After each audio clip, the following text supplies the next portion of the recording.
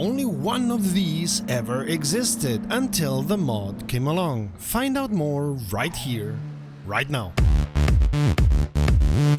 Greetings petrolheads and welcome to romrom.net, the channel sharing the joy of sim racing, and to It's a Mod world where we test different mods for different sims to see if they add to our enjoyment. Thanks for watching, my name is Serta and I will be your host for this video.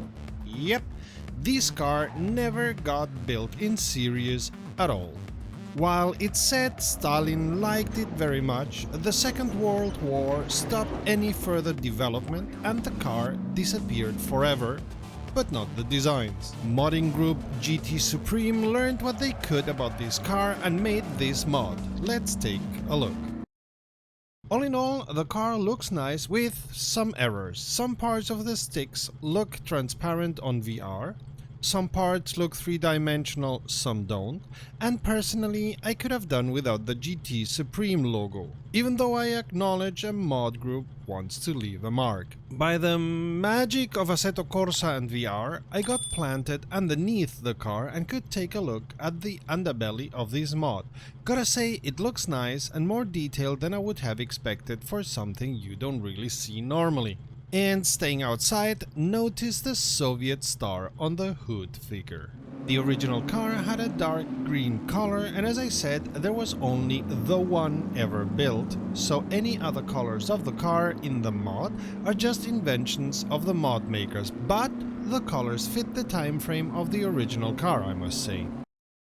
While this car kinda drives like the 2.5-ton hog it was, unluckily you don't feel that way on the force feedback. You will notice the way when you try to brake, and even then it's somehow not like braking 2.5 tons. All in all, the force feedback is much too light and this car turns much too well for its technical data. Even if it doesn't reach very high speeds, and even if I took most corners at around 80 km per hour, I have the nagging feeling the force feedback should be different, and the feel of this car is a lost opportunity to simulate it in the right way. Oh, and as in the original, this car only has 3 gears. Yep, 3.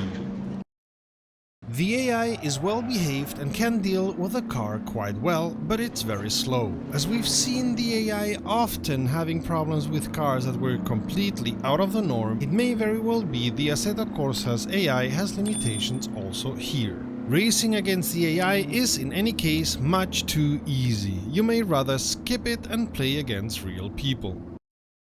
The sound of this mod is from Kuno's Porsche 718 RS from 1960. It's understandable that it's not an original sound, as I suppose there are no drivable versions of this car to take sounds from and no way to know how this car did sound.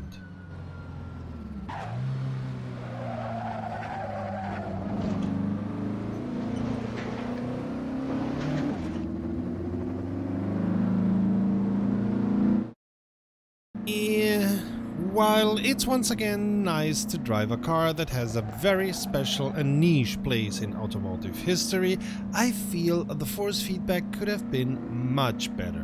While of course I've never driven the car, I feel as if this mod does not offer the right feel of what the car may have been like. It's also strange how slow the AI is, because otherwise they can deal quite well with the car, which is not always the case with Assetto Corsa, as we all know. By the way, the GT Supreme site has a lot of details about how this car came to be, what happened to it, and the whole story of it up to modern times, as well as a link to download the mod. Of course, you'll find the link in our description. This could have been an excellent mod, but I think GT Supreme need to revise the physics heavily and maybe take a second look at the programming of the interior graphics. That said, this is a unique piece of automotive history, so it will always be interesting. Another thing that is always interesting is the content of our channel, so check the playlist to the left or the video to the right. Until next time, save fuel, collect pickup, and we'll see each other on the podium.